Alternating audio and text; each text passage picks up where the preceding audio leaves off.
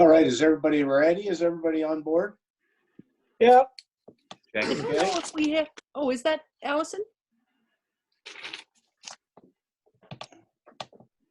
See if I've got everybody here. There she David is. Hawking not here. Yeah, I'm here. How are you? You Just can, okay. Oh, there you are. Okay, got you. Thank you, David. Okay, well, I'd like to call this meeting to order, and I thank you, everybody, council, for coming in on this video presentation. We'll see how this goes. Breaking new ground here. I'd like to also thank the members of the public for coming along with us on this. And I'm going to go over to you, Hope, and ask you if there's any late items here, the approval of the agenda. Perfect. So tonight we do have a number of on-table items. I sent them to council earlier today by email. I'll just go through them quickly. There's a new agenda item 6.1, which is the interim employment COVID-19 policy number 2001, as well as remote work policy 20-02. That will be presented by Raj Hare, our Chief Financial Officer. With regards to 7.1, which is the draft 5-year financial plan, there's the PowerPoint presentation that will be presented later in the meeting, as well as the draft minutes from the Finance Advisory Committee meeting held March 19th, as well as 5 letters from the public regarding the draft plan, as well as we have the consideration regarding the declaration of local emergency, which I included on the on-table package as item 10.1, but I suggest we deal with this earlier on in the meeting. So I would suggest right after the consent agenda. You know what? I think weeks feel a lot longer now that you're not doing. And then there's a number of letters along with that as well. So those are all the on-table items. Okay, thank you very much, Hope. Can I have a move to approve the agenda, please? I so move. Sue Thank you. I Ellen see and Michael. up there. And Sue Ellen, I'm going to take you as the. That was Michael, correct? Yeah, I got you. Thank you, and Sue Ellen. I don't And think we can hear you, Michael. yeah, you need a video, Michael. Put your video on. Microphone. Microphone. There you go. There we That's go. better. Okay. Okay. Yeah. Any further discussion on that? Approval of the agenda as amended? All in favor? Aye. Aye. Yeah. Okay. Aye. And I can't see everybody at once, so I got to kind of move along there.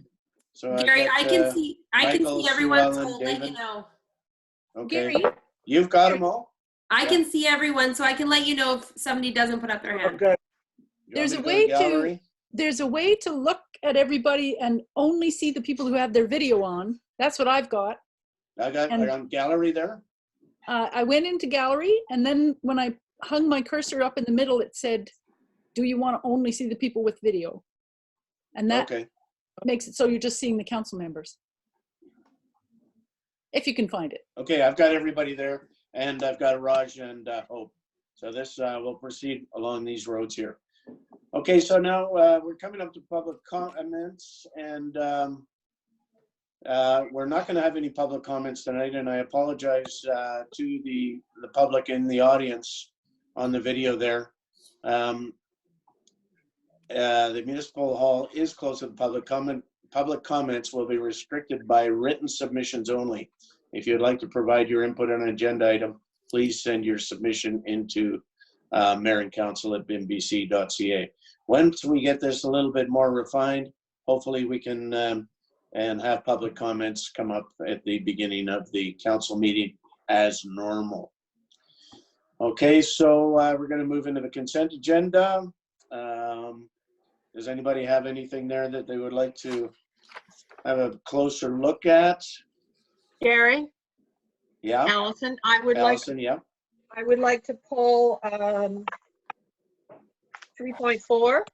Sorry, 3.4, yeah. Yeah. Okay. Anybody else have anything? All right, thank you. Approval of the agenda as amended. So moved. Just a hands up would be good. That's okay. I got it. Rob and Michael, and hands up for approval. All The in favor? consent agenda? Yeah. Okay, that's good. Thank you. Thanks, Hope. It's kind of hard getting, working around this thing. Okay, so we're gonna move into 10.1, is that correct? That's correct. Okay, so that is under, and what's the title on that? It's the consideration of a declaration of state of local emergency. Okay. Consideration of a local state, declaration of a local state of emergency. So just so everybody knows, we did have quite a discussion on this on Saturday. Council had a sort of workshop on it, and we tried to work around this and see what the consensus was. There's been quite a uptake from the community thinking that we should declare the state of emergency, the local state of emergency. It would give us more power. In effect, it would not give us a lot more power. We'd still have to do everything through Victoria. They still have to authorize anything. It's not, they keep a pretty tight hook on it. Just another comment. I was in a teleconference this morning with Mike Farnworth, who's obviously the Minister of Public Safety and Solicitor General. Selena Robinson was also on, and she is the Minister of Housing, of course, and Municipal Affairs. They've made it quite clear that there's going to be quite a change of direction from the province on the sort of education of Oh, here it is. I'm in. Sorry? I've just muted that person, so all Okay. good. There's going to be quite a change coming out of the province. They are going to deem that all requests and everything is handled by the provincial health officer. They've got a real problem with the local municipalities and jurisdictions going into this local control because they want everybody to be on the same page. They want a consistent messaging, and so they're going to move towards that direction. And they're actually asking that we don't pursue that line. So, does anybody have any questions on that? Yeah, I do, Gary. Do you want us Okay, to do David. that hands up thing or just wanted to put up our No, hands? that's good. Hands up, I can see. Yeah, okay, thanks.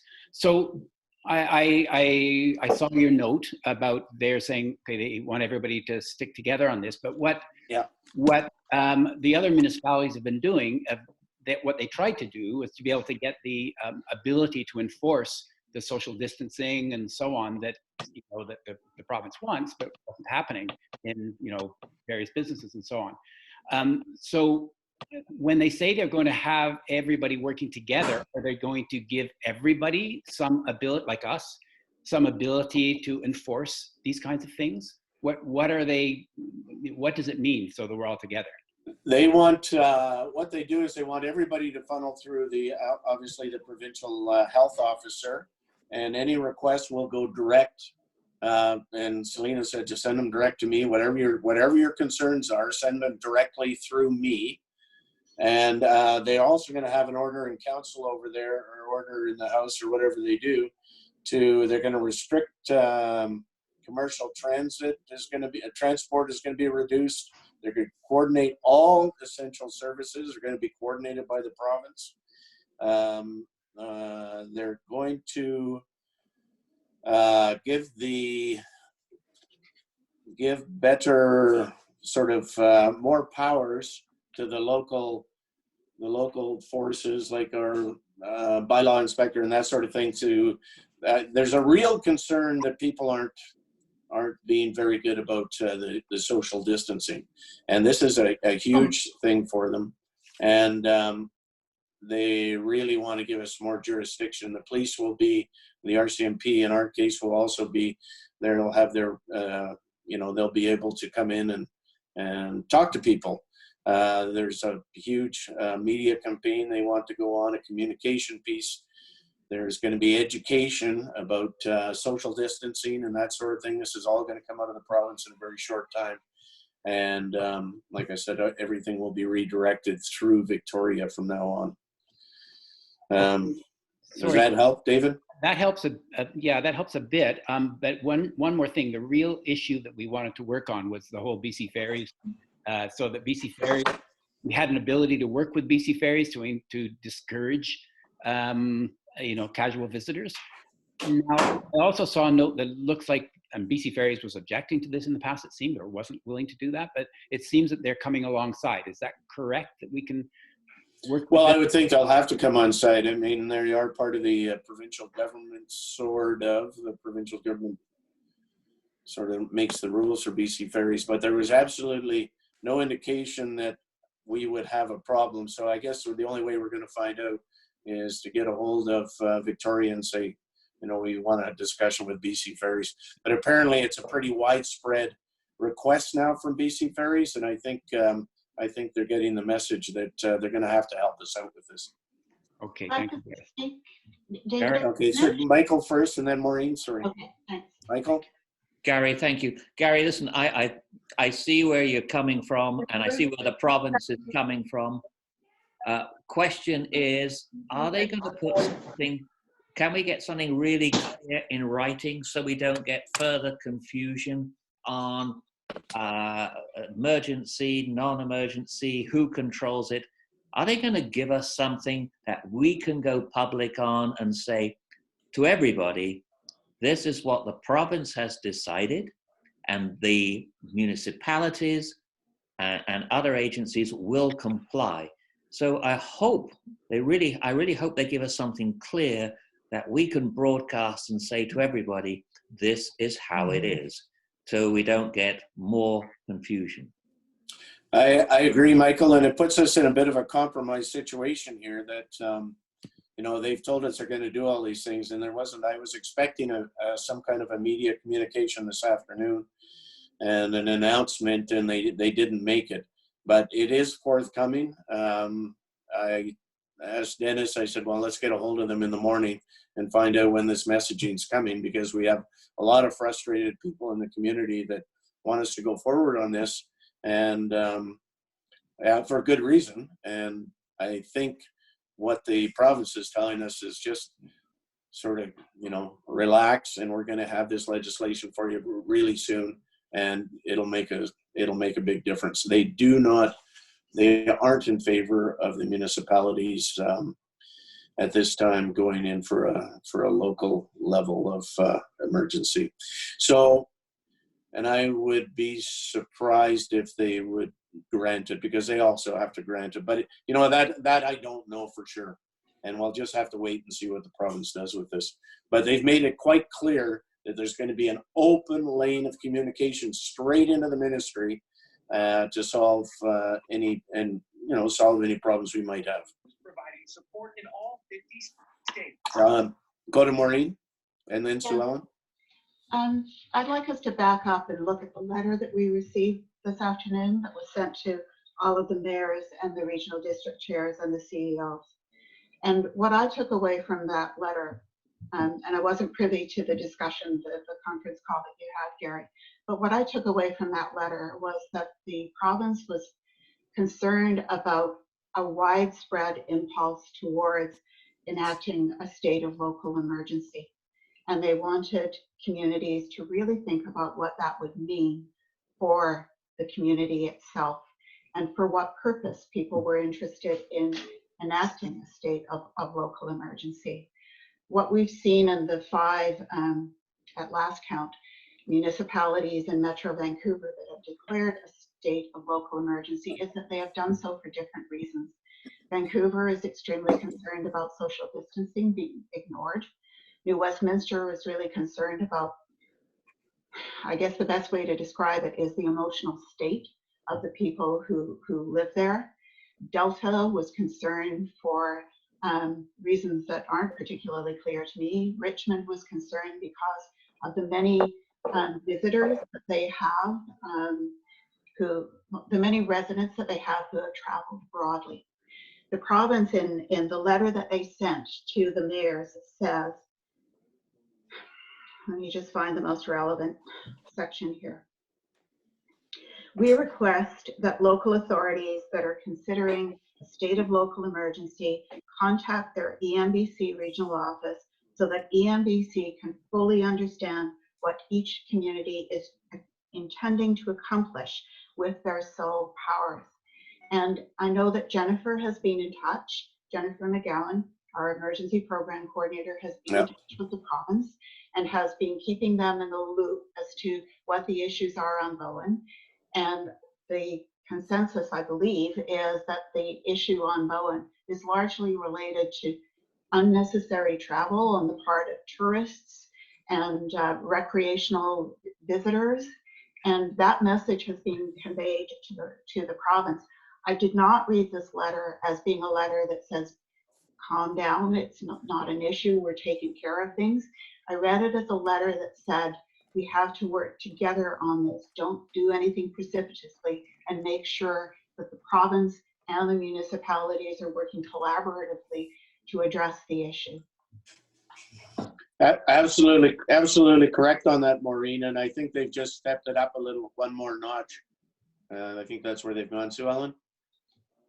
Yeah, thank you, Maureen, and everybody. I think when I got that letter, I was interested to see that a state of local emergency would only be for a period of 7 days. Correct. And that we've had many wonderful letters, thoughtful letters from the community, and I really appreciate all the input.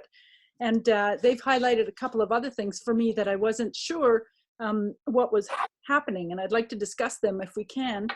I think the social distancing or the physical distancing is one thing that we have been seeing here on Bowen with visitors coming. Some I heard straight from the airport, and we've all read the letters, so we know what people have sent, and I've been looking at social media as well. So there's lots of input there about the visitors. The Islands Trust, many other islands have also said, visitors, please stay home. Squamish, all kinds of places have.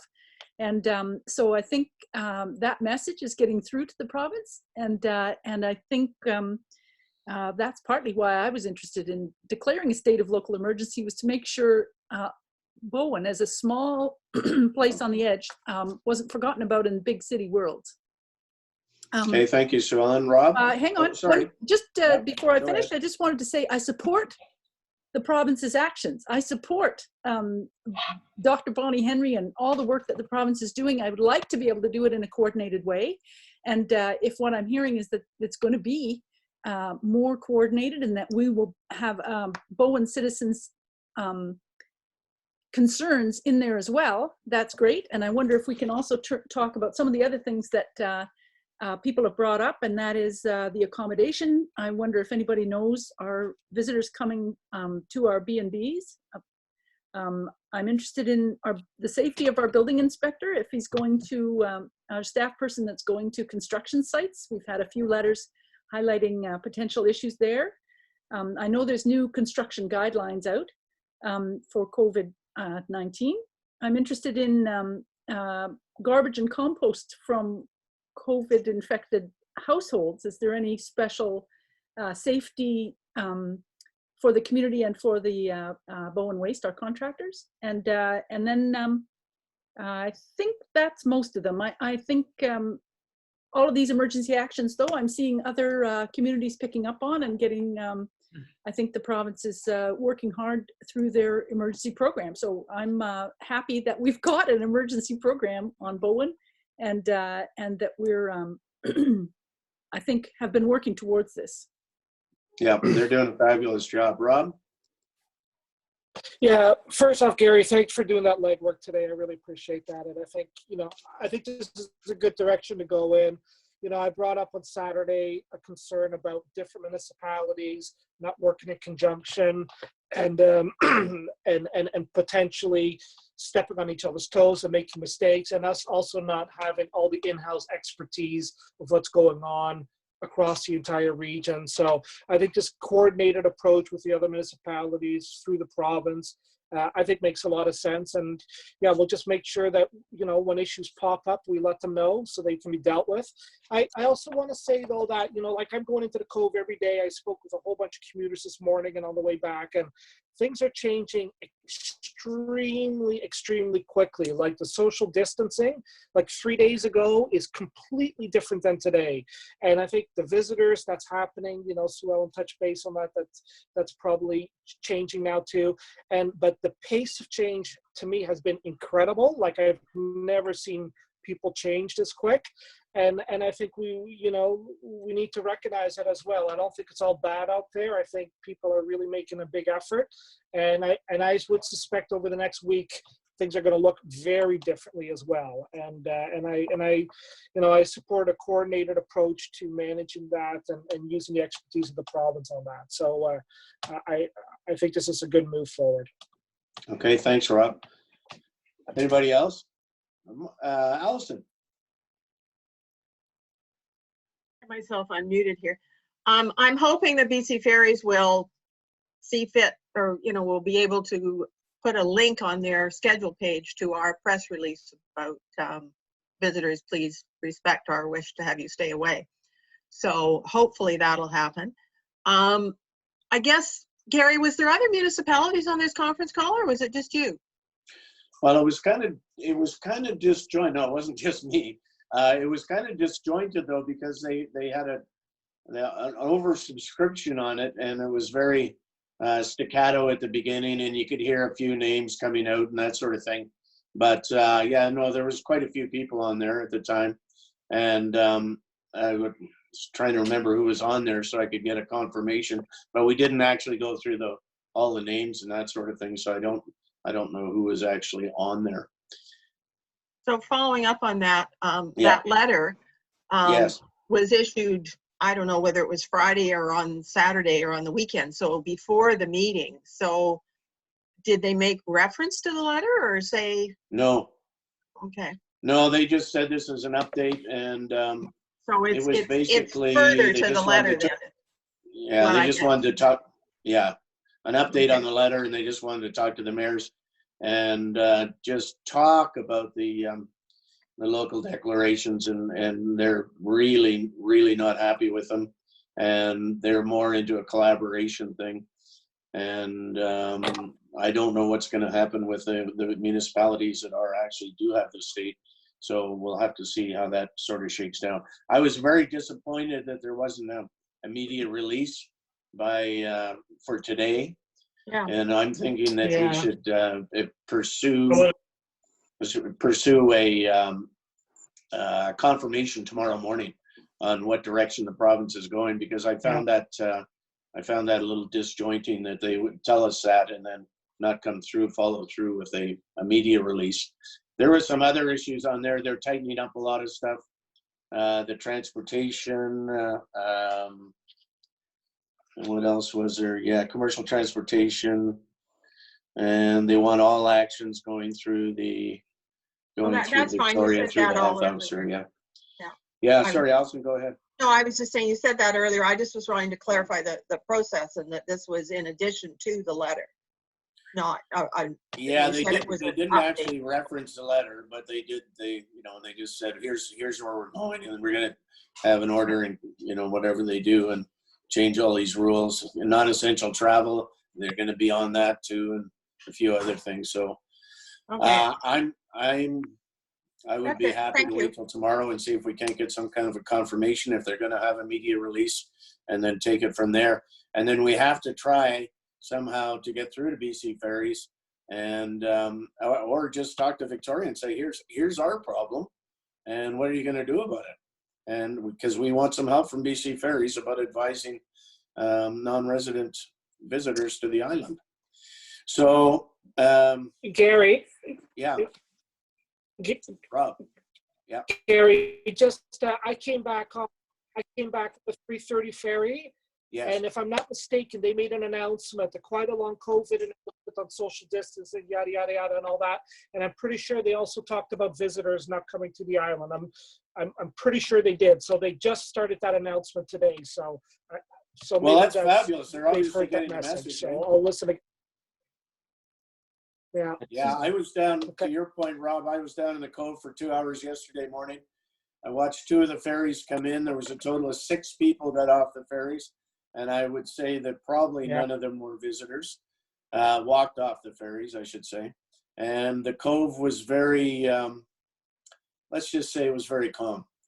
I had a nice chat with Nancy Lee at the general store, and she was in a much better mood than the day before. Let's put it that way.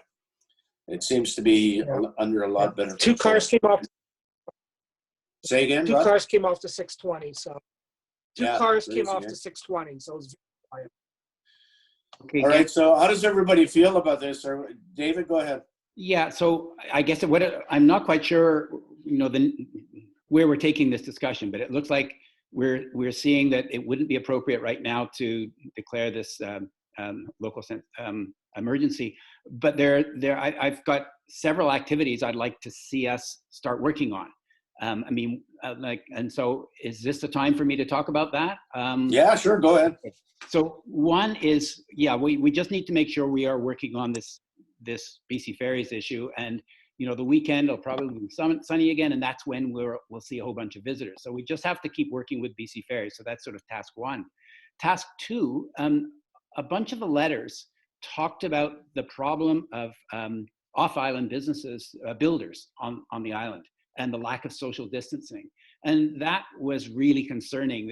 That if we've got some off-island folks working close together with some on-island folks, we've got some real opportunities for bad things to happen. So I'd like to get, some people have said, okay, we got to say, no off-island businesses building homes. That would be an extreme act. But before we get there, I think we need to take some action on that. We could find out how many of these off-island construction projects do we have? And we could go to the companies and we could phone them up. We could put signs there. There's all kinds of things we could do, because it seems like kind of like those pictures we saw on the news of everybody gathering together and in Vancouver parks and so on, and the mayor getting really angry. If we've got that sort of thing happening on Bowen at our building sites, it would be very bad. So I'd like to see some work on that. I'd like to get some sort of a plan going forward. And the third one would be wanting to make sure, it seems all our on-island businesses are doing fabulous work, keeping people a certain distance, providing deliveries, all sorts of great stuff. But I just want to make sure that if some of them need help, that we're there to offer it. So maybe it's sort of calling them all up and making sure that they have a name that they can go to if they feel, it's getting too crowded in my store or the pharmacy, whatever it might be, and I need a little help, and we need to be able to provide it. So those are sort of 3 things that I think we need to work on, whether we've got this emergency declaration or not. Yeah, I think it's essential, to your point, David. I think it's essential that we talk to BC Ferries and start limiting the visitors over here. Once we get that taken care of, I think then we can, which we're already in process of now, is start looking after the essential businesses on the island. They're absolutely stressed, and we have to really closely take care of them, and we could be prepared to do that. And that's something, again, which we will obviously coordinate with the province.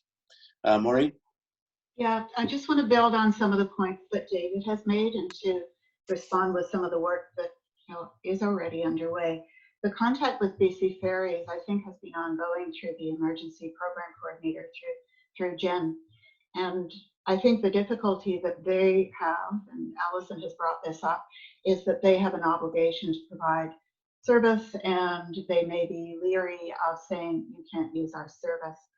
And they're not going to say that until such time as they're directed to say that. Mm-hmm. So your statement from Wednesday or Thursday of last week, the visitors please stay away, and relying on that appeal to people hearing that was a first step. But there are some simple signage things that we could do on this side of the moat, and there's nothing to stop us from putting up some signs that, yeah, exactly, Sue Ellen. So Sue Ellen's holding up a sign from the Canadian Border Services, and what it does is it defines for their purposes, what is essential and non-essential travel.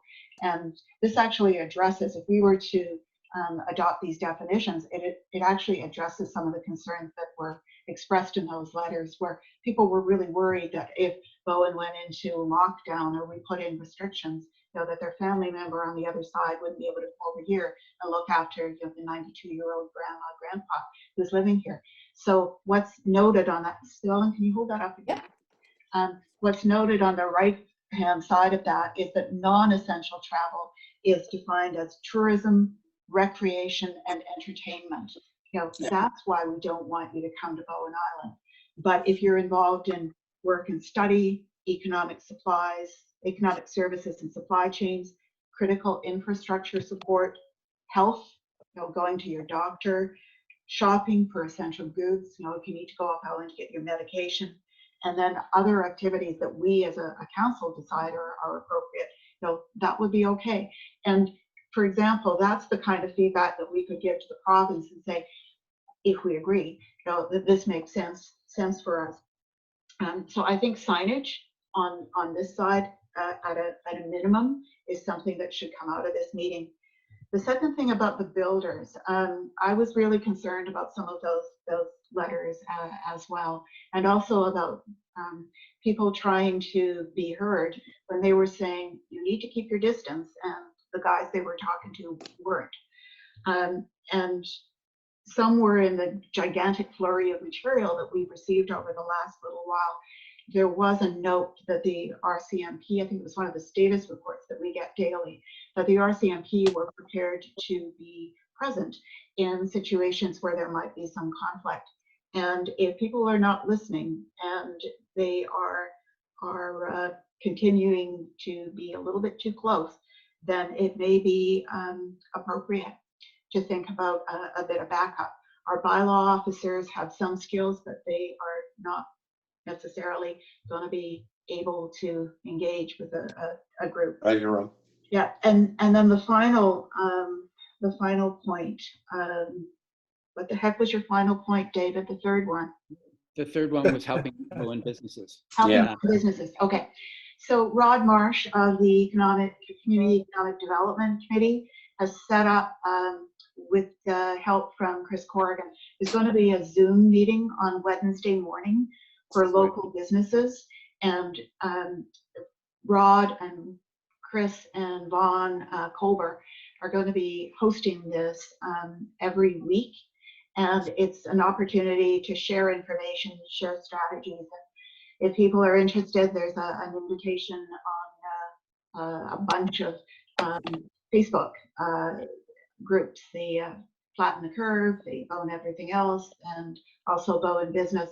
So that's a way of getting some direct feedback on what might be helpful. But the most critical thing, I think, is helping those businesses, the critical ones, and we've heard this again and again, the general store and the pharmacy, that they be provided with some help, and that might involve actually hiring someone. And the state of local emergency does give us more flexibility around that. That's all I have to say. Yeah. Thanks, Maureen, on that. Just on that sign thing, I think you're right. We should have a big sign coming right off the ferry that, we exercise social distancing. And we ask that everybody else does. Rob, you first, and then to Michael. Yep. Yeah, just quickly to David, to your point, I was speaking with a couple construction guys this morning, and they sent me this link of an announcement that the province put out on Sunday, so yesterday, basically allowing construction sites to keep going with the 2 meter separation and 50, no more than 50 on the site, and a recommendation to do any kind of meetings out in open space. I mean, a lot of this is a bit more of a, building centric and all that, like bigger buildings, but basically they were saying they were an essential service under the guidelines right now, and the story on Sunday sort of confirms that. So I don't see any restrictions of those guys coming up, but there is that expectation that the site managers are making sure that they are meeting the order of that 50 limitation and the 2 meters apart. So. Thanks, Rob. I think that's really important that they get that message out there. Michael? Gary, could we just quickly add the post office and the Ruddy to that list of people who, and they're geographically, obviously pretty close. And I noticed on the North Shore today, it was reported, and I could see that the stores did have, now some of them are much larger, but they did have a very controlled flow in, and it was very well regulated, and people standing in sometimes quite long lineups, and certainly from what I could tell, a good 2 meters apart. So I saw a huge improvement this morning on the North Shore on anything I've witnessed to date. So somewhere, somehow, this message, thank goodness, is getting through. But if we could just add those two to the group of people that we should probably just help, Gary. End of comment. Yeah, Hope? I just wanted to add that we can bring this up at our EOC team meeting tomorrow, which is at 9 a.m. to address the signage issue. We've been talking about signage, and so that's something that can be dealt with through the EOC. And then one other point Hope, can you tell, because we've got public with us, spell out the EOC? We have a level 1 activated emergency operations center. A few key staff are members of that, and we've been sort of, all of our communications are being run through that as well. And Jen, who is on this call, is our emergency program coordinator, and she's been kind of coordinating all those activities and those efforts in the staff as well. Mm-hmm. Okay. Yeah, I think it would be good to get that essential versus non-essential travel thing out and get it on our website, just so people get an idea of what's going on here. Any further discussion on this? So I guess, Gary, I just got a question. Okay, and then you, David. Okay. Sure. Allison? Yeah, Mike? Yeah, I was just going to say the press release is on the website, and on Tourism Bowen's website, they've got it posted, and they've sent out notices to all their members, and which I sent on to you today. And check your junk email every once in a while, everybody, because I found a few things in there today. True. So I think. Sorry, Allison, which press release? Well, your press release is on our website, the one we sent out about visitors. I think it's right on the homepage under COVID-19, and the Tourism Bowen has it on theirs and has sent it out to their membership. And, if also we really, go ahead. And I think we could, consider taking an ad out in the North Shore News if you want to get it out that way. Yeah. Or there must be some community bulletin boards in Horseshoe Bay that maybe we could post the notices on and stuff like that. But definitely, I think our press release should be laminated and large in the two visitor things and somewhere else, just as you get off the ferry. Yeah, I agree 100%. You might see it turn around and walk back on again. Yeah, Hope, are you getting this for the EOC, the committee? Yeah, and we'll discuss this tomorrow, and we'll make it happen. Okay, awesome, thank you. Does anybody have anything further to add? I just got a bit then, Gary, like, do we need a motion to make that? So we talked about 3 things, and what Maureen mentioned happening next week to make sure that the local businesses are helped, that sounds great. It's like that's being covered. The EOC is going to talk about signs tomorrow. Do we need a motion to ask them to prepare signs? And about the on-island or the off-island construction folks, do we need some sort of a motion on that, or the EOC will look into this? How do we move forward to make sure these things happen? Would it be helpful for me to provide an update to council on those issues at this time? A lot of this has already taken place. For instance, the signage was put up today regarding the notice to tourists that they're less welcome than they were previously. Jennifer, could you turn on your camera? Oh, sure. Thanks. Hi. Hi. I can't see myself. I can't see you. We can. Sorry, Hope, is it appropriate to speak to that now, or? Yeah, please go ahead. Okay, yeah, so certainly the BC Ferries issue is already underway, and my last report from them is that they're working to put that information on their website as well as posting it in Horseshoe Bay. And staff have been eager actually to help local business, so we're delighted to hear that council supports those efforts. The RCMP has already been responding to complaints received from the public, in particular with regard to construction sites. So the public is encouraged to continue to call the non-emergency line. They're trying to proactively be present in the community, encouraging social distancing, but they're also responding to complaints regarding that. So I think that covers it. Oh, and the signage is already up that you're discussing the motion on. May I just ask, Yes, Jen, Maureen. could you sort of summarize the kind of reporting that you're doing to council on a regular basis? Because I think one of the concerns in the community is that we don't necessarily know what's going on. But if you could explain the reporting, please. Sure, yeah. A situation report is required by the Provincial Regional Emergency Operations Center every day that our EOC is active. So we share that with them, obviously, but also with council. And that daily information on what we're up to, what the anticipated problems are, etc. Sorry, Gary, just one more. All right, David. Could help, maybe, I'm just gonna ask Jen this, if it would help, for instance, our staff could identify all the building sites where construction is going on the island, especially with off-island contractors, and perhaps that information could be passed on to the RCMP so they know where to go check. That's a good point, yeah. The RCMP is responding on a complaint-driven basis, but even the municipality could potentially do that with our bylaw, who are skilled at Great. communication. Yeah. Okay, thanks. No, I guess our bylaw officers could actually check out the sites and see what's going on. Is that correct, Jen? I'm not the one to speak to that specifically. Sorry. Right. But hopefully in this situation, you would hope so. Just before Hope, if you got anything that written down that in the form of a recommendation, or the 3 points that were raised? I don't think we need that at this time. Okay.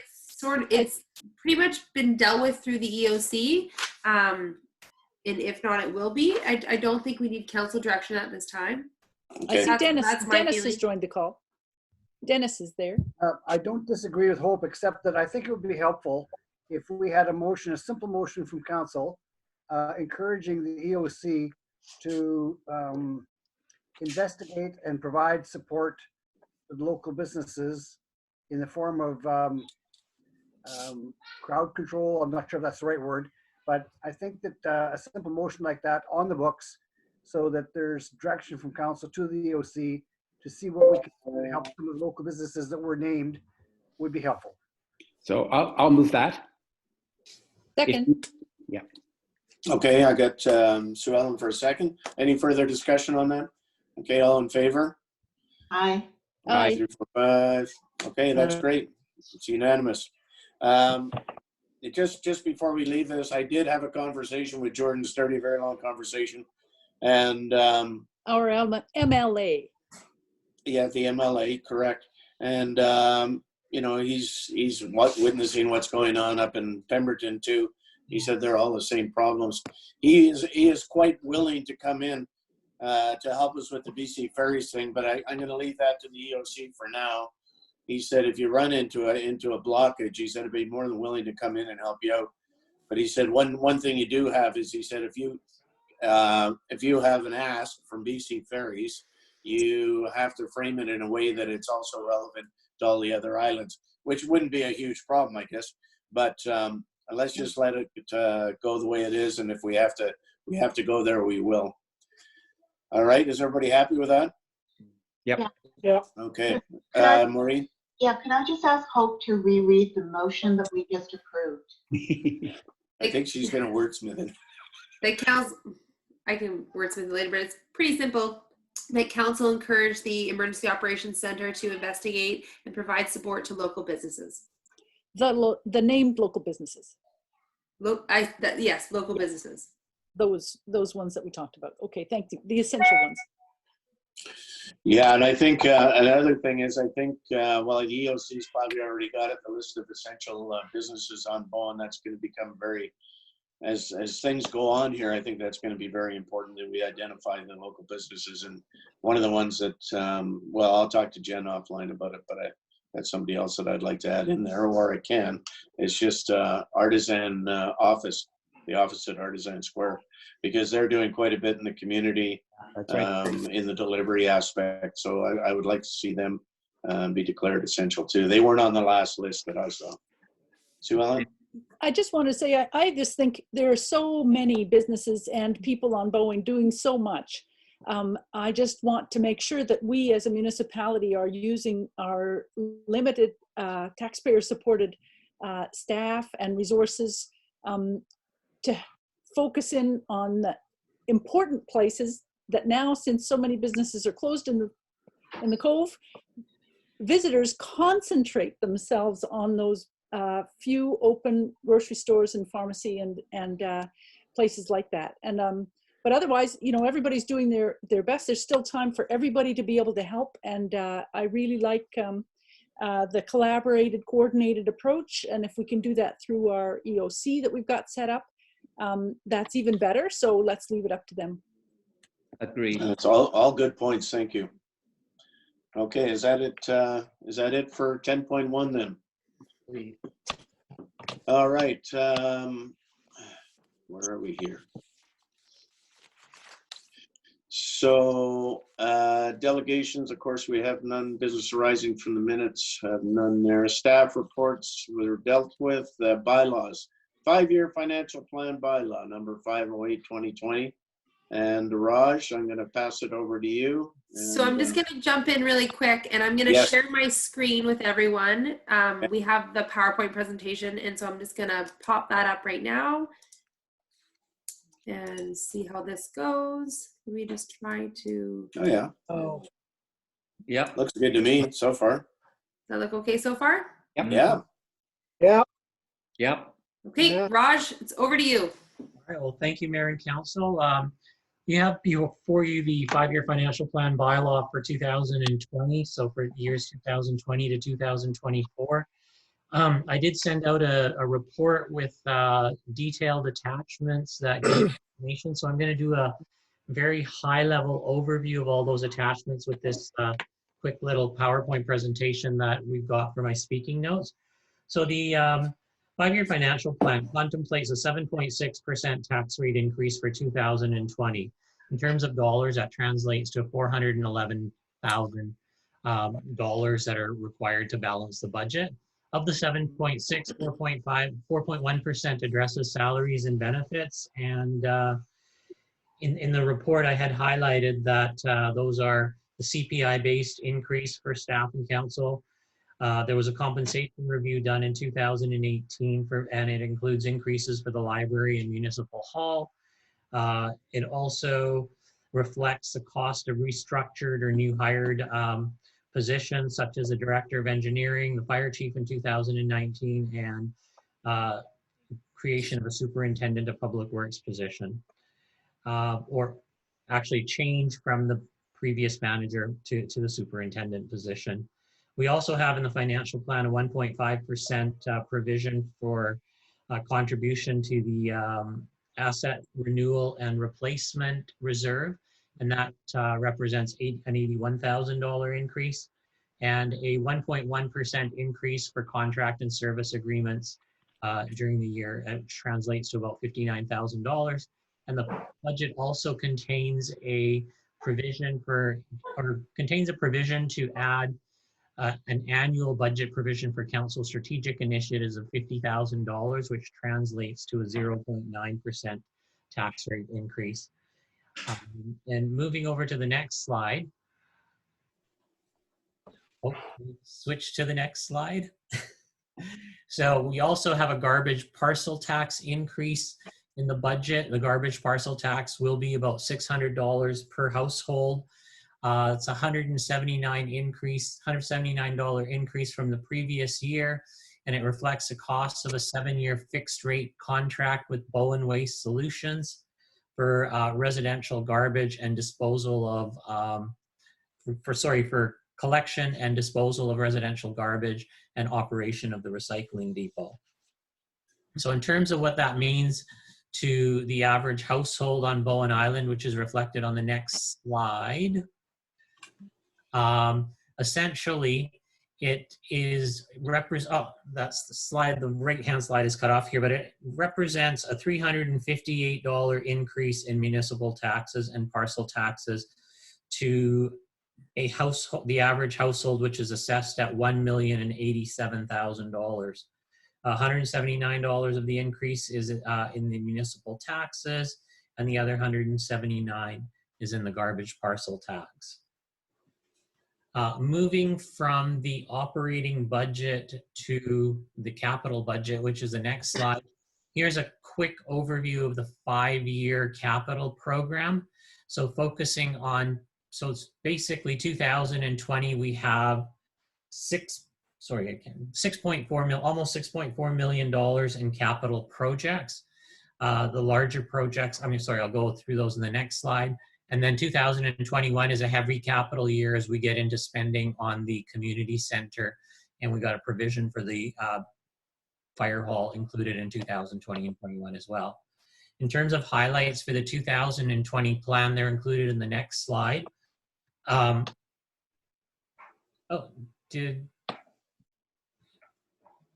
didn't include that slide, so I'll just go over them verbally. So the larger projects of the 6.4 million represent almost $6 million, and that is the community center / municipal hall, which is $2 million in 2020. We've got the fire hall with a provision, half the provision of 1.5 reflected in 2020. We've got the multi-use path with a budget provision of 800,000.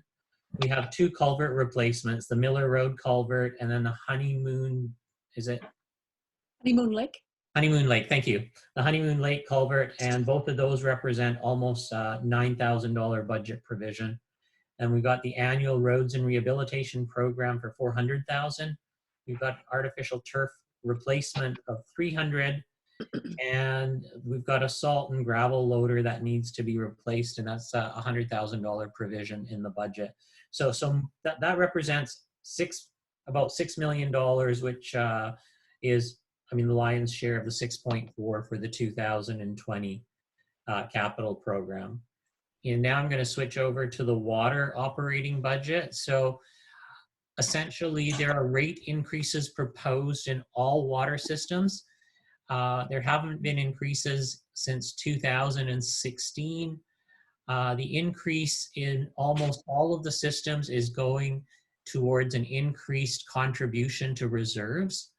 We've talked a lot about that. Reserve balances are light in the magnitude of the anticipation of infrastructure replacement and renewal work that's coming down the pipe.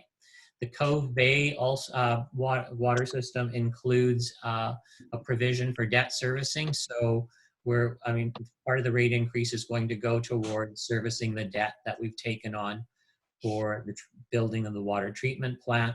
The rate increases were supported by the LACs. We had, as part of the budget consultation, we had a meeting with all of the water systems and then a separate one with Cove Bay.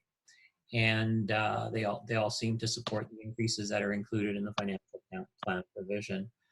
In the next slide, actually, I'm going to switch over to the capital program. So for the water systems, essentially spending in 2020 of $6.6 million. Most of that is for the water treatment plant. Almost 6.1 million is a water treatment plant, and the other $500,000 is for various projects throughout the various water systems. And I believe that was my last slide in terms of talking points. We did go through a public consultation process. We held 2 meetings at Municipal Hall for the public to come and get information on the budget. They were held on February 12th and 13th. We had 5 people attend each, and I provided with the budget package high-level notes of the discussion and questions that came out of those sessions. As I mentioned in the process, we had also held a meeting with a combined meeting of all of the water systems and during the budget process to get their input and provide them with information of what was included in the budget. And we have also, we had a separate meeting with Cove Bay as well. So from what was presented in the public consultation session earlier in the budget process, we had proposed a $300,000 provision for a review for a water master study across all water systems. We've reduced that provision. We've basically taken the feedback of the water system committees. We've reduced that provision to be a total of $50,000. And currently in the budget, it's allocated to the water systems, but there was feedback that part of it should be absorbed by the municipality because it's an island-wide study. So we will take a look at redistributing that allocation taking part of it into the municipality as well. But currently the budget provision is for $50,000 in 2020 for a water master study if we're able to get to that. And I will open it up for any questions for council at this point. Thank you, Rush. I see Michael. Okay. Gary, just to let you know, the Financial Advisory Committee did meet last week. Okay. And by the way, did lend its support to this budget. What I think I assured them I would do in front of council was just to say, look, whilst they may have lent their support, because this is a budget, it's not a mandate to spend without approval. What they said was, please, they would request more detail describing impacts of capital expenditures on the operating budget in future. So that was one thing I'm going to ask to be recorded. Also a concern that there's a proposed $1 million in extra revenues over the 5-year period. We're not saying that that isn't the figure put in totally genuinely on a well thought out budget, but that's a lot of money. And certainly it is a concern should we fall short on that extra revenue over the 5 million period. The other thing is the members requested that obviously, and I think this probably goes to saying, the deferral of every project not essential in the light of what the issues we face right now. And I think it's probably on the lips of every councillor, but the Financial Advisory Committee said it, so I said I would take that forward. The asset management plan is still, the implications of that are still not entirely known, and so therefore we are going to say that's also something that sits out there as something we're going to have to keep an eye out. So the Financial Advisory Committee did support this. Please, there are some obvious concerns and also a request, a commitment that we would meet, and Raj, for everybody who knows, Fred Wagner will be taking over from Steve Bellringer with the concurrence and agreement of all as the new chair, and definitely we should be meeting on a regular basis. So that's the message I'm putting over. Some real concerns, not surprisingly, but nevertheless, a motion to support this budget was agreed by the advisory committee. Okay, thank you, Michael. Yes, it is a tough budget. I saw Rob there. Yeah, thanks. Hope, can you switch it back to the other screen? Sorry, Rob, you cut out at the end there. What would you like me to switch it back to? We've lost everyone's face. To the screen where we can see everybody. Oh, take the slides off. Yeah, there you go. Thank you. Thank you. Okay. Thanks, everybody. Yeah.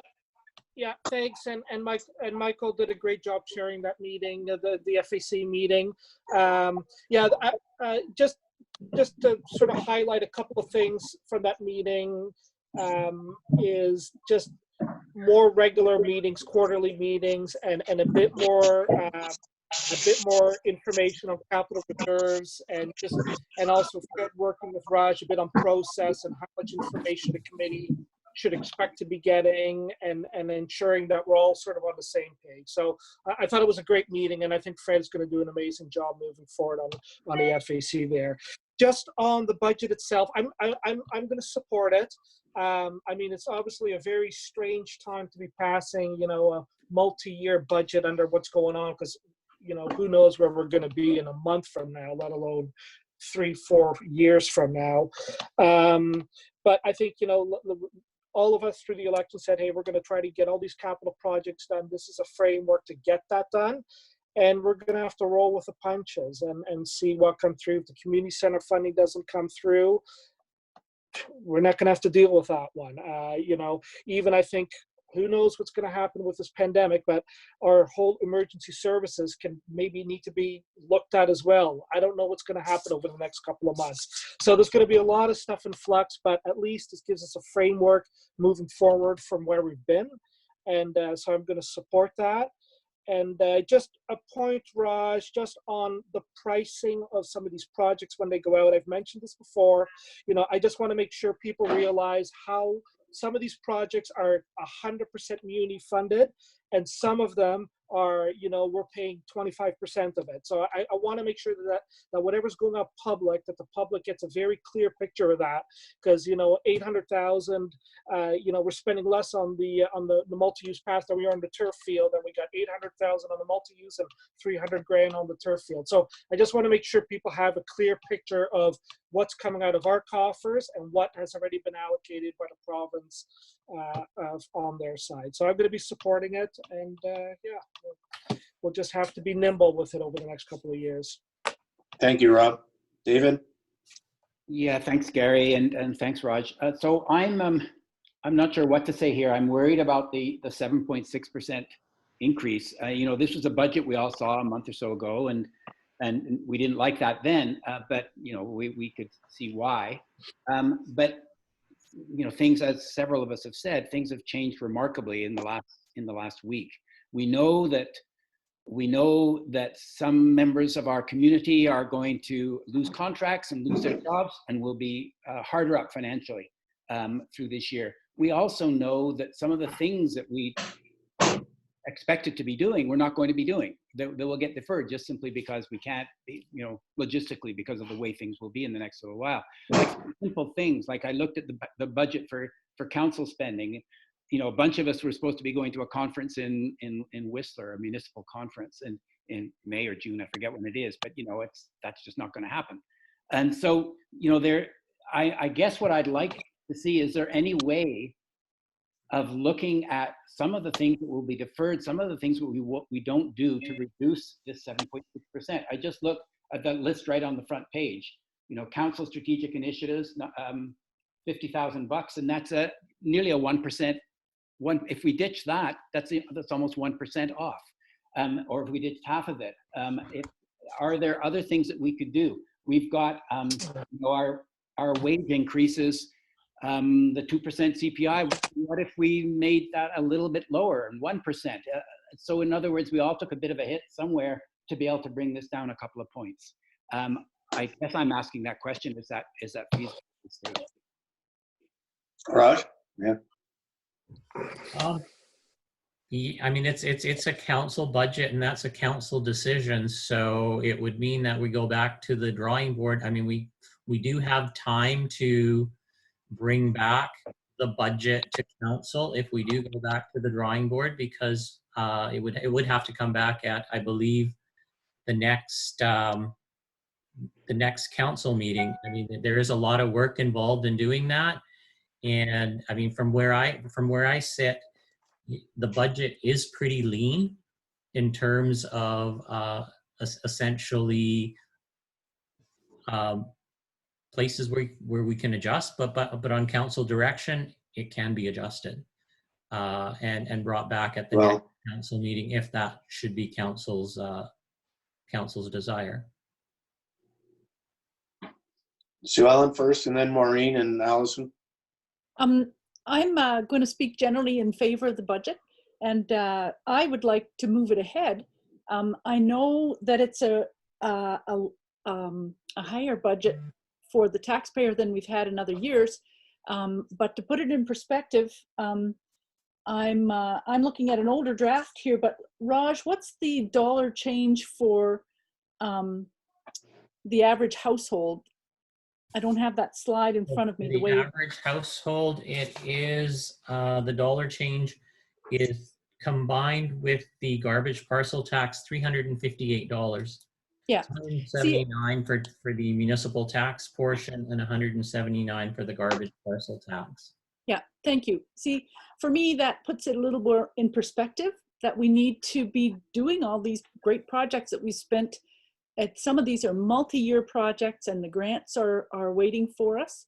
Some of the council initiatives are climate change, which is another huge crisis that exists as well as the pandemic. And I just think we should move it ahead so that we have funds for the municipality to use in whatever ways we can, depending on how the pandemic goes. I know it's a rise, but I don't think it's an unreasonable rise. We've spent, the images in anyway, lots of good info here about the long and good process that led up to it.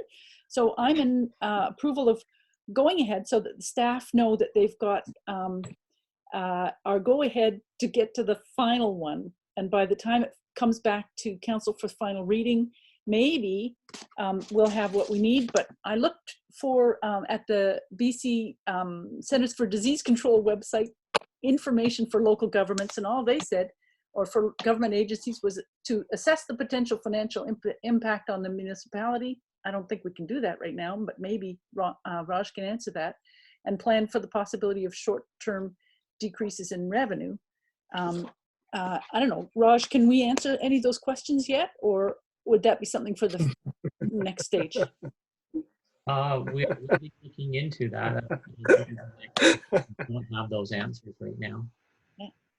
Yeah, so that's why I just think we should go move forward. We're putting practices in place so we can continue to collect revenue. There is an intermunicipal working group, which is currently, I believe they had a meeting with Victoria along with Metro Vancouver about extending the deferment program to all residents rather than seniors and people with disabilities, to help municipalities continue through, because they realize that our funding sources are very limited to essentially to fund our expenditures. Okay, thank you. All right, thank you. Maureen? I'd like to pick up on David's point. If it came to a vote, I would vote in support of this budget. But I really would like maybe a second look, just to see if there are some areas where things could be cut back a bit. I would not like to see the strategic initiatives money cut. That small bundle of money has been responsible for a lot of really innovative work over the last couple of years, including, if I'm remembering correctly, all the work on the composting facility. And it's funded the Rent Smart and the housing series and so on. Those have been small amounts of money that have potentially big payoffs down the road. But maybe there are other areas, and if there are other areas where things could be trimmed a bit, I'd like to know that. As for the salary increase that's built in, the CPI, I believe we're bound to do that. Are we not, Raj? The CPI is a policy-based increase, so it's based on a council-approved policy, and so essentially to answer your question about looking at the budget and where it can be curbed, I'm going to have to, I mean, council's going to have to give me direction in terms of whether you want me to not implement the salary increases that are proposed here, because that's the only area of significant costs that I see without reducing services. And that may have an impact on services in the long run, because essentially this budget is bringing staff's salaries up to the level that I mean, some of these increases have been awarded, like when I talked about the restructuring where we hired a director of engineering, I mean, and a increase in the fire chief's position. So those decisions have already been made, but the compensation review adjustments related to, or the adjustment related to the review and the policy rate increase, if council is looking for a reduction, that's where the lion's share of the increase is. And I would need council direction to reduce the increase in salary or the salary increases and to come back with. That's the library. Budget. Yeah. And that includes the library and municipal staff, yes. That's, sorry, if I may, that's the study that we had done a couple of years ago, the SANUS study, I think it's called, that compared the rates that Bowen municipality was paying our staff for equivalent rates in other municipalities. Some staff have received the lift so that they're level, and it's the library that's still waiting for wage parity, I know of, and maybe there are other staff as well. But I think the whole getting everybody onto the level, staff onto a level playing field will help us hold on to staff and make sure that we can continue to operate at the level of service that we've got now. Okay, Maureen, did you finish up? I'll come back. Okay, then I'll go to Michael. You haven't spoken. Gary, you know, every business I know right now, and I've been part of them, have been, but very often at this time of the year, are faced with a budget. And of course, the budget was done with a huge amount of time and effort based upon different premise. But it is a budget. It does not say we absolutely will, without thought and preconditions, spend all this money. And I think what the wise Chancellor of the Exchequer warns everybody, in this case, all the people, all Mayor and Council, is as we proceed over the next few months in very uncharted territories, it is possible that some of our most prized projects will be deferred and the monies allocated and the operating costs allocated to them. I don't think, for the sake of certainty and being able to move ahead and to give confidence for all the people that work with us, that would necessarily mean that we would delay passing this budget. Because if it's one thing we need right now is certainty and not uncertainty. The pledge we would give to everybody listening is, yes, we've passed the budget. Does it mean to say that everything in this budget would happen? Probably. Who knows, but probably not. And we will have to be earn trust as custodians of this budget, that we will keep a very firm hand on the expenditures. But not to pass it right now, generally speaking, is probably unhelpful because it leaves us in a sort of no man's or no ladies or no person's space, which I'd rather not be in. And I think, even be it reluctantly right now, I think we need to do this and move ahead, get it behind us, and then focus on the future. Thank you, Michael. Allison, I'm sorry I missed you. Go ahead. So just a very quick one. For the artificial turf, we passed a resolution back when the artificial turf was put in to put all the rent that was received for it into a reserve fund. For some reason, because we've never been getting analyses of what's been in the reserve funds, didn't realize that wasn't happening until where is it going to be funded. So the fact that we've got accumulated surplus built up, some of that really is earmarked for the artificial turf. I'm still very concerned about the fact that we're not putting enough away for our asset replacement and reserves. And my calculations, we should be putting into asset replacement reserves this year based on previous and past resolutions about $1.4 million, not $1 million. And the other is we're spending money out of those replacement funds on things that should be funded, their annual expenses such as buying the books for the library that should be being funded out of just general revenue taxation, not out of our savings. And the other is, I did a quick and dirty ad this today on, now I can't find the piece of paper, on the reserve funds, just taking what was the balance at the end of 2020 and adding in, adding up the transfers to and deducting the transfers, the expenditures. And I ended up with, we'll have $1 million less in our reserve funds by the end of 2024 and an increase of over $1 million in taxation. We haven't had the discussion about what we should be putting in the reserves. We haven't had the discussion about where the money's going to come from to fund all the capital assets that are listed there in the capital expenditures, which total a rather large sum. The only one, you know, that I know so anyhow, and given everything that's going on, the lack of detail, not being able to tie numbers into numbers, I just can't support this budget on principle. Okay, thank you, Allison. Rob? Mike? Mike? Microphone? Sorry. Is that on now? Yeah. You can hear me? Yep. Yes.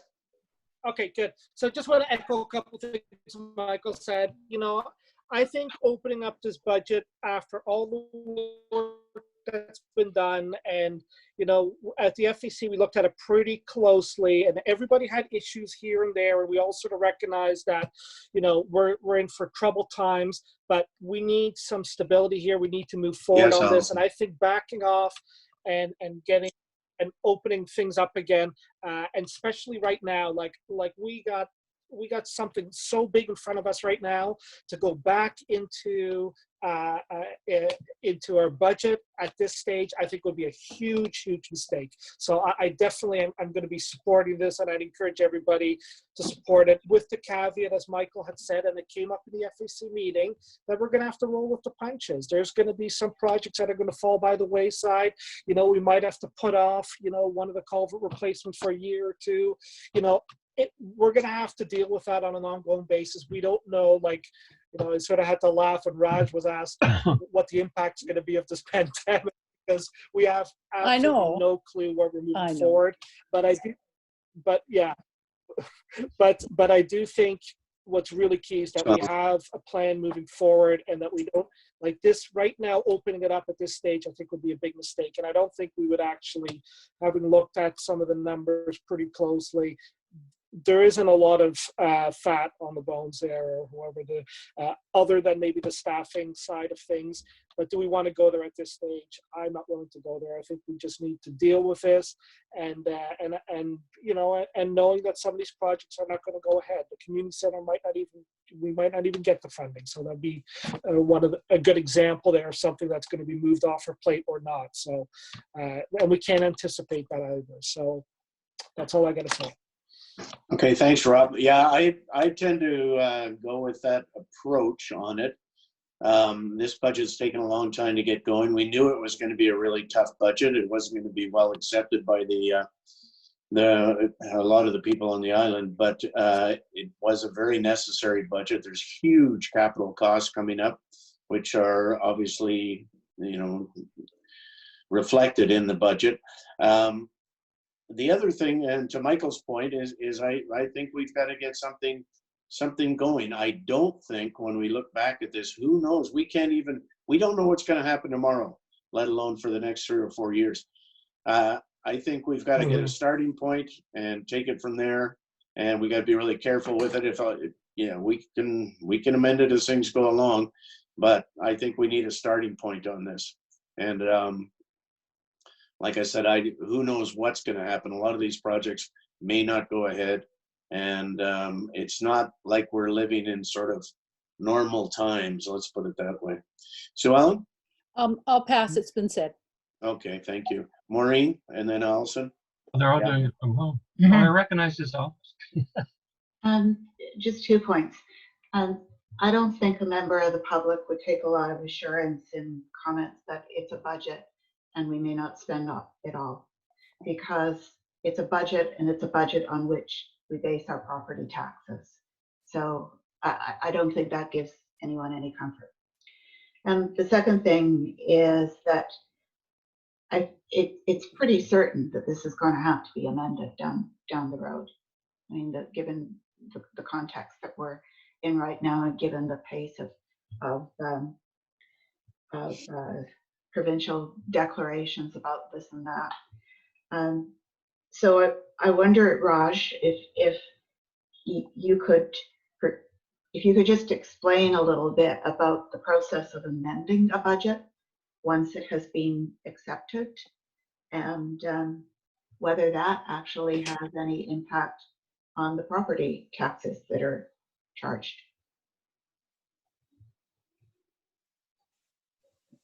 Raj, you're off again. Yeah, there you go. There we go. So in most cases, the tax rates have to be set by May the 15th, sorry. So the budget has to be approved before we set the tax rates.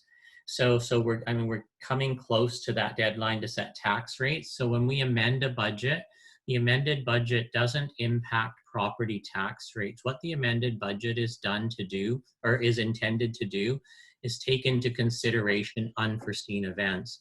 So if we are going to have unexpected spending due to an unanticipated result, such as this pandemic, we will need to, right now, the impacts of the pandemic or anything are not reflected in the budget. So if we do see extraordinary costs, then we will have to amend the expenditures.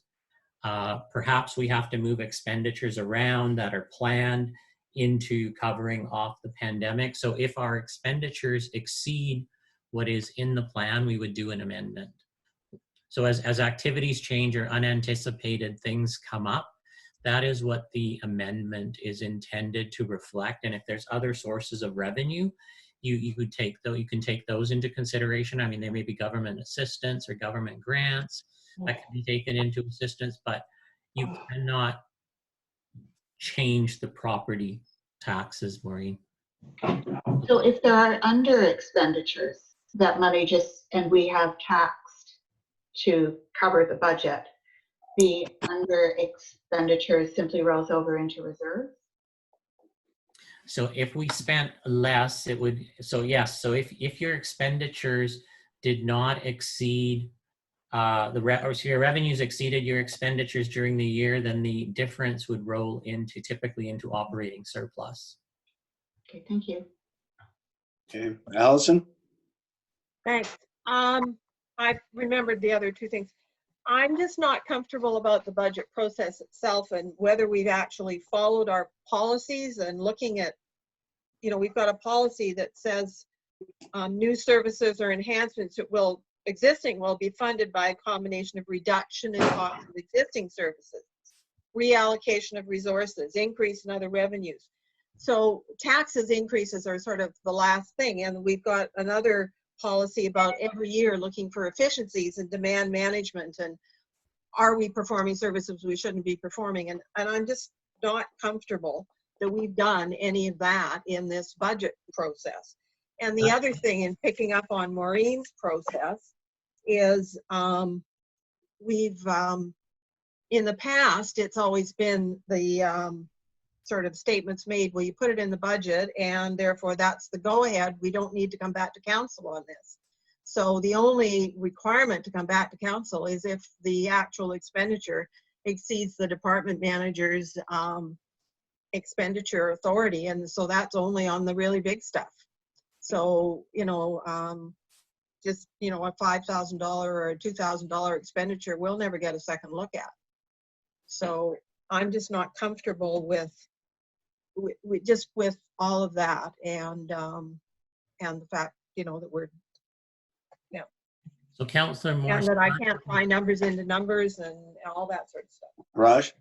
I was just going to speak to Councillor Morris's point about the reallocation of expenses. Managers were asked to take a look at reallocation of expenses.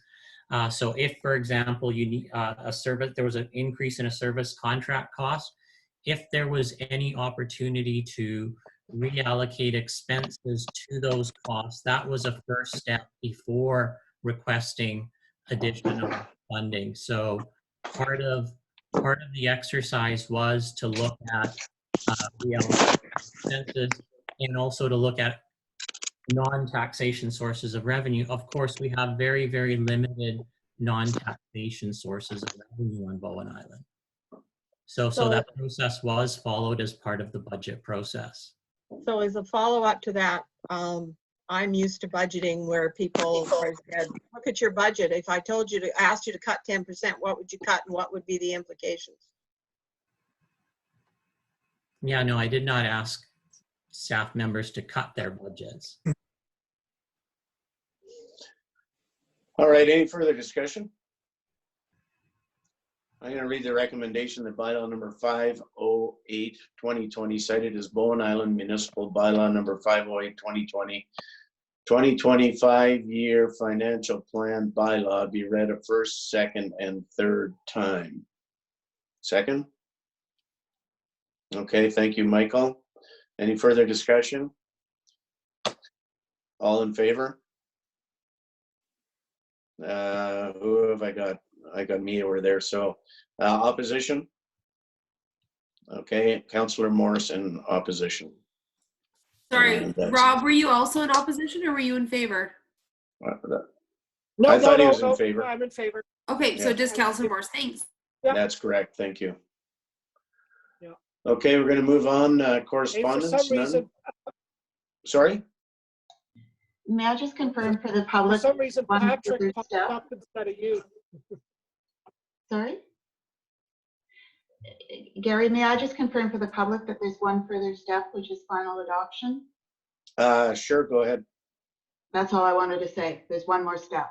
Yes, absolutely, yeah. Yeah, no, this isn't the end. It'll come back to Okay, council thank you. Thank you again. for that, Maureen. Yeah. Reports of committee cows and commissions that was dealt with under the consent agenda. New business, we have none. We talked about it earlier. Gary, so sorry, we just we missed an item, and it Okay, is thank you. the two policies that Raj has brought forward, the Yeah. interim employment policy and the remote work policy. So Raj can speak to those. Okay, is that 10.3 then, home? It was supposed to be item 6.1. 6.1, but we did the financial plan first, so we're just playing catch up. Okay, could you Sorry about that. talk to that, Raj, please? Thank you, Mr. Mayor. So the policies before you were written to provide direction and just to employees and to communicate employer expectations to staff with respect to their safety and the safety of fellow employees in light of the situation that's going on with the pandemic. So the Human Resources Advisory Committee through Metro Vancouver, which is comprised of all Metro Vancouver municipalities, has been meeting on a regular basis since the pandemic started. And they had provided a template for basically both the interim employment policy, which municipalities are putting in place during a temporary policy they're putting in place during the event of the pandemic. And we also needed to put into place a remote work policy since a large part of our staff are working from home. So I'll deal with the interim employment policy first. Essentially, I'm not sure if all of you have had a chance to read through it. Yeah. It essentially starts off with precautionary measures for good hygiene and then includes basically a responsibility section and addresses things like business travel, other travel, and steps for staff to follow upon return from travel outside of Canada. It also talks about steps if somebody's had contact with a person who's contracted the COVID-19 virus, and it addresses various situations for absences from work. It also has a quick paragraph on remote work, and then we have a whole different policy on essentially a remote work policy. So maybe I'll take a pause there and open up or take questions on the interim employment policy first. All right, thank you, Raj. And up to you, Rob. Rob? Yeah, Raj, just if you could just confirm, this is just for this specific scenario we have going right now. This is not going to be applied cross-border on in a regular world where everybody's working normally and there's no virus going around. That is correct. The policy, it is a temporary policy, and as the situation changes daily, if events come up that are drastically different from today, we will be revising this policy. So it's a living policy for the duration of the pandemic, which after which we'll withdraw it. Thank you, Raj. Dave, sorry, David? Yeah, I thought this was well done and done quickly. Thank you very much, Raj. And I'm pleased also, because I didn't know this, that you're working with everyone else across the region. So we're all really doing the same thing, and different approaches in different municipalities. So I'm happy to support this and move it. Okay, thank you. Anybody else on that point, or should we move on to the next one, Raj? Okay, the remote work policy, again, we don't have a remote work policy at Bowen Island. And again, this particular remote work policy is for the duration of the pandemic. And then we'll come back to council at a later time with a permanent remote work policy if there's an appetite for that. But currently, I mean, I guess lays out, again, provides direction and lays out expectations of staff so that they are clear on what's expected of them when they're working from home. And it addresses security issues because people are working from home and accessing municipal databases from remote locations. It just basically is an agreement asking them to treat our information with confidence, not share their passwords and things like that. So it is a template from Metro Vancouver being provided for those municipalities during the pandemic who are looking to implement a temporary remote work policy. And again, I'll open it up for any questions. There are a couple of grammatical mistakes as I read through them, and those will correct them. I've got an and where it doesn't belong or a to.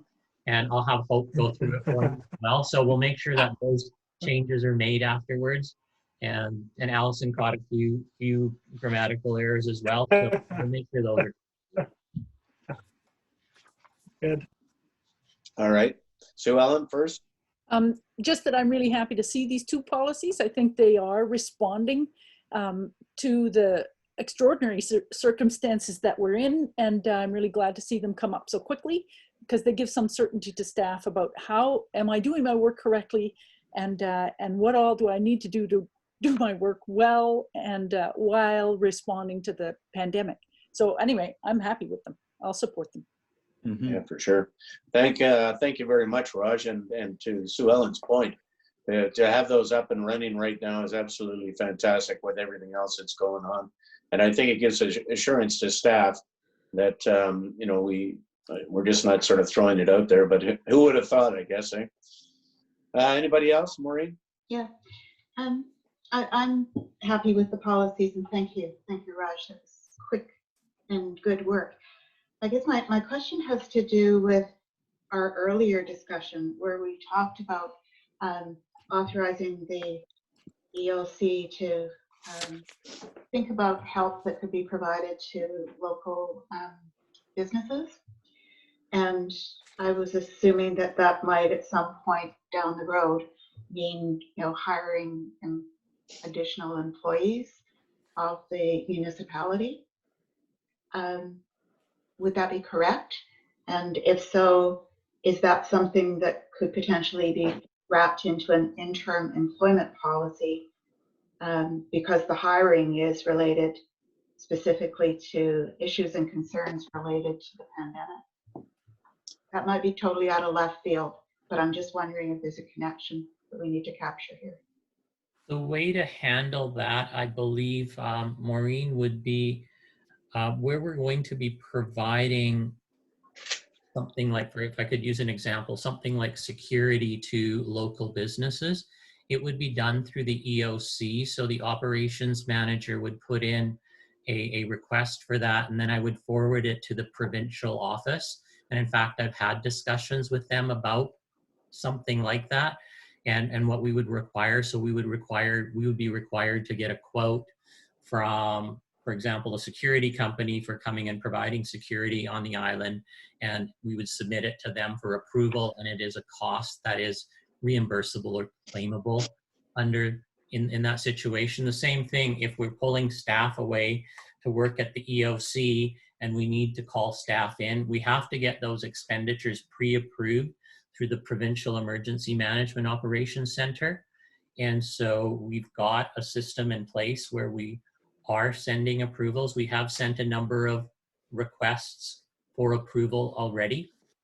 And as needs come about through our Emergency Operations Center, we will continue to submit those requests, and we're receiving direction in terms of what kind of backup they need from us as well.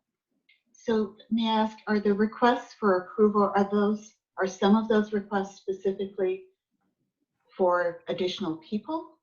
And if so, what's the turnaround? So they have to be very specific, and you have to have like details with them. So currently we do not have requests for additional people. We do have, well, one of the requests, for example, is our emergency management operator is a part-time employee, but she is working full-time hours. So I've detailed what I anticipate her hours to be, and we've asked for approval for that as a claimable cost. And then the second question was the turnaround. In terms of the turnaround for an approval, it should be okay. Oh, for the okay, it should be pretty quick. I had put in a request on Friday. They called me on Saturday requesting additional information. I was going to send the additional information today. I just haven't had a chance to, so I'll get that to them tomorrow. And I should know within another day whether it's approved or not. So they're working very quickly on they don't want to leave us hanging in terms of knowing whether we can move ahead with those costs as being reimbursed back to us or not. Thank you very much. Thank you. Raj, what is, just a quick question, what's the timeline look like for the reimbursement of these costs? Or is there anything coming down to the province at all? I haven't looked at when we would see funds flowing to us from them at this point. Okay. All right. Anybody else? I'd just like to read the motion if I Yes, please. ready for that. Sure. Yes. It's getting so dark in here I can't see. I don't know why it's so dark. The council adopt the Bowen Island Municipality Interim Employment Policy number 20-01 and the Remote Work Policy number 20-02 as presented at the March 23rd, 2020 council meeting. I'll move them. Okay. Second. Second to Michael, thank you. Any further discussion? And again, thank you, Raj. All in favor? Okay, I got a good show of hands there. That is unanimous. Thank you. All right. Appreciate that. How are we doing on here? We're Those are all the items. Those are all the items we were scheduled to deal with tonight. yeah, okay. So we have number 11 is the items removed from the consent agenda. I think it was 3.3, Allison? 3.4. 3.4, I'm sorry. 3.4. And I'm Yes, just wanting 3.4. to make a small change, a slight change to the resolution, and it's the second paragraph. The history of that sign, the sign that's there right now, the Welcome to Bowen Island, was donated to us by the Bowen Island Garden Club. I guess my problem is all we've got is a drawing of just what the new Squamish Nation name would be. We don't know how big that is in relation to the existing sign. So I would like to see a scale color drawing, including the existing sign, to be provided to council for approval and that the Public Works Department be consulted about the mounting of the sign prior to any carving commencing. So it's partly to recognize the donation and respect the donation made by the Garden Club. And when we had the discussions about the new sign going in, there was a lot of discussion about safety and having it taught whether, you know, it's not going to fall off the wall and hit somebody. And I think one of their first drawings concepts was rejected because it was too high. So I guess I'd like to see a scale to see how the additional sign would fit with the other one, and and have Patrick confirm that the way it's to be mounted in its size is not going to cause a problem with it falling over and hitting somebody down below. And that type. So that's not, and nothing wrong with the concept, nothing wrong with adding the $500. So it would just be to change, and I sent this to Hope, as the second paragraph, to say that a scale color drawing, including the existing sign, be provided to council for approval, and the Public Works Department be consulted about the mounting of the sign prior to any carving commencing. Thank you. Okay, Sue Ellen. Thank you, Mayor Andrew. I had 2 points. One is that I think we approved, or we gave the go-ahead for something about an Islands Trust sign recently. The second thing is also near the ferry terminal, and I wondered if instead of councillors making decisions about exact placement of signs and safety of signs, that we might just leave that up to staff and say that instead of, for the second paragraph, that the sign be installed near the welcome to Bowen Island sign at the ferry terminal, and leave that up to staff. So just change the words to near the, instead of on top of the. Yeah. And that's changing what I was suggesting. I want to see how the two look together in relationship to one another, and that they're complementary in colors and design. My point is that there's three, and that I think complementary in colors and design and all those kinds of things are operational issues that we could leave to staff. All right, David. I agree with Sue Ellen. I don't think that should come to council. It's a staff. A staff can handle that issue. So I agree with Sue Ellen's changes. All right, thank you. And Allison? Just one more rebuttal. In a way, I'm looking at signage as you come into the thing. That is a piece of public art in a way. And I believe if you look at the public art policy, council has to approve acquisitions of public art. I think it's a sign. So I think it's consistent. But I totally agree with Sue Ellen that we need to look at all three. If the Islands Trust sign is going to be replaced too, and consider how everything is going to fit and look there. I think staff can do that. So my no insult to my to point, Patrick, I think it would be nice if we had a look at it before it went in, just the concept. I understand staff's going to make it look good, and they're going to make it safe, and it would just be nice to have a look at it before it went up. That would be my comment. Scale drawing of what is being proposed with the existing sign included. We could send it to the advisory design panel. Well, maybe it has to go there anyhow. I think the other one did. Mm-hmm. Well, could we just have a look at it somewhere along the lines before it goes in? I mean, that's not what we're doing at this time. We're just approving the expenditure, really. I'll move the first half of the motion, that council approve a grant of $500 towards the cost of a sign depicting the Squamish language name for Bowen Island. Second. Okay, thank you, David, for a second. And any further discussion on that part of it? All in favor? 3, 4, 5. I think we got, is that you, Michael? Thank you. Allison, I'm sorry I didn't get down there. Are you in favor? I put my hand up. Okay, thank you. That is unanimous. And so the second part of it. I don't think we do. Maybe something a little less complicated and just simple, that council request, is it the Bowen Island Arts Council, to provide a scale drawing of the sign prior to installation or carving. Yeah, something along those lines. Prior to carving. Mm-hmm. So the first sentence of my suggested change. Okay, is everybody okay with that? Sure. No. Well, we'll find out. No, Sue Ellen obviously isn't.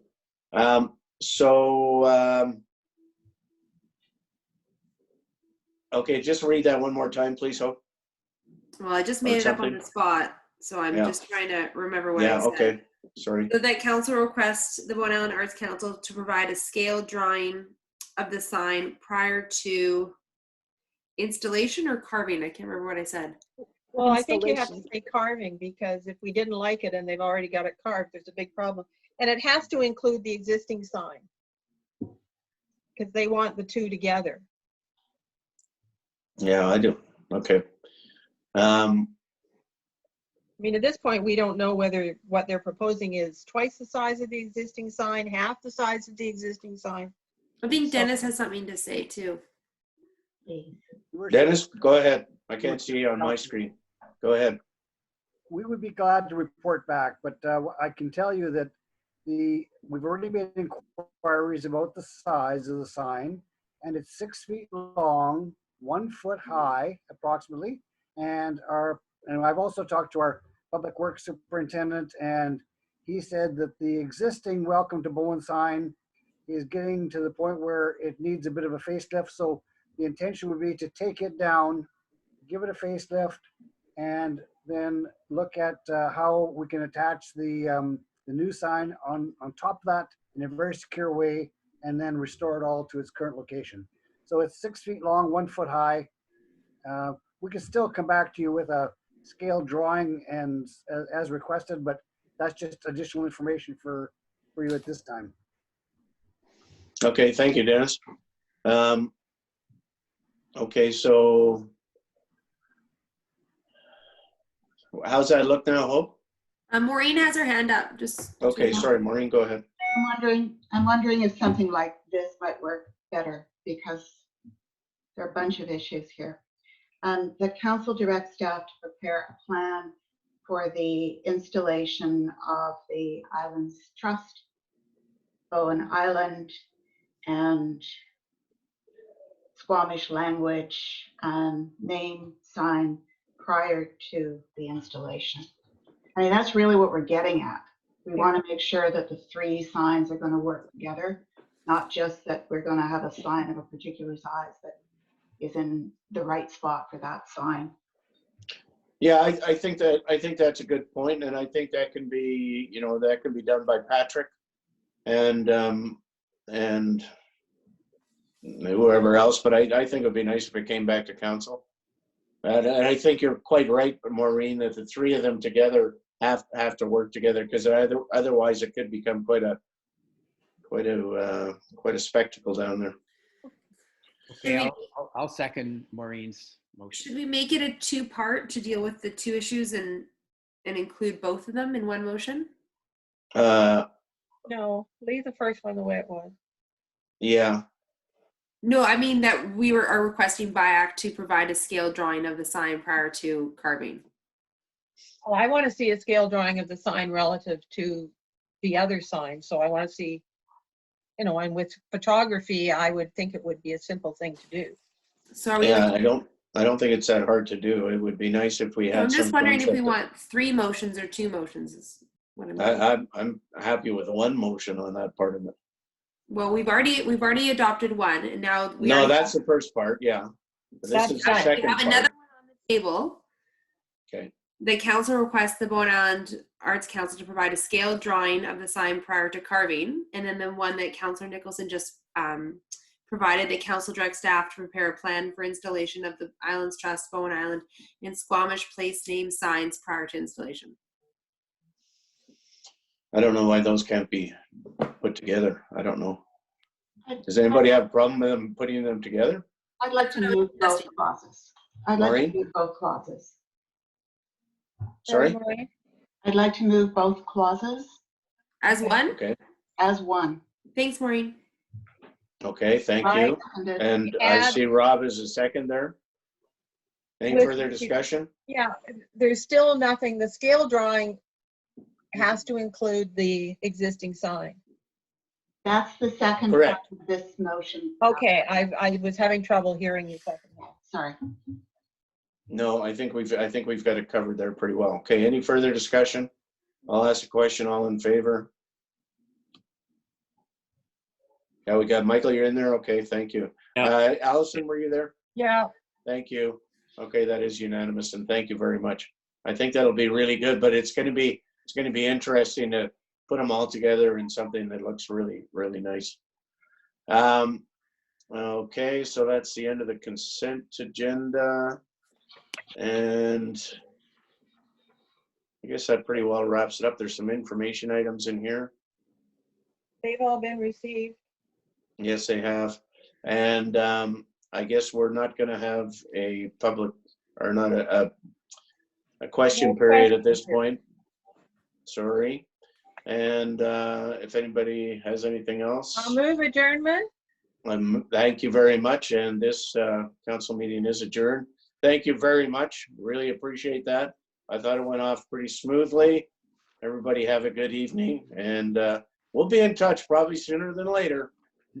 Thanks, This Karen. was our very, Okay, bye-bye. thank you, This was everybody. our very first online, everybody in their own place meeting. And thanks everybody in the public who was with us through all this. I see there's still 15 people out there. That's Bye for fantastic. now. I don't want to see anybody in pajamas, by the way. It's not fair. Not fair. No. Take care, everybody. Bye-bye. Okay, good night. Well. Okay, bye-bye.